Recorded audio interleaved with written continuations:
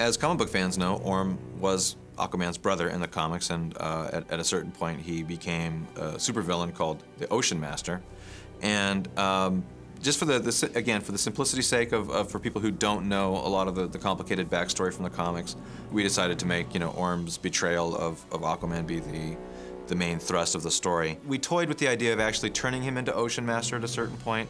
It ultimately came down to a visual. We tried designing his character in a number of ways, and the Ocean Master design just, we just hit a brick wall with it. We just couldn't figure out a way to actually make it look really interesting and cool. So we incorporated a little bit of that fish motif in the helmet that he wears when he usurps the throne from Aquaman. But he doesn't really ever become Ocean Master, and you can't even say the name Ocean Master, you know, it just sounds kind of goofy.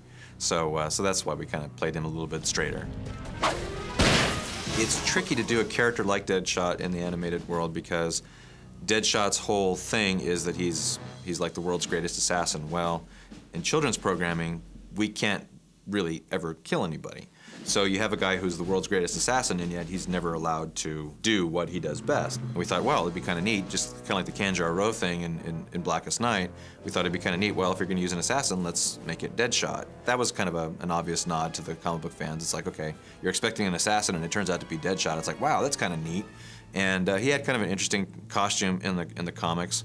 So that was, you know, gave him a much more interesting visual than if he had just been a hired thug. Voice-wise, Michael Rosenbaum, who plays the Flash for us, he's, you know, when we're just goofing around in between takes when we're recording, he's constantly doing impressions and goofing around. And earlier he had done a Christopher Walken impression while he was goofing around one day, and we thought, wow, that's really great. It's a really funny impression. Let's use that someday. And so we ended up having him do the Christopher Walken voice in The Return of the Joker.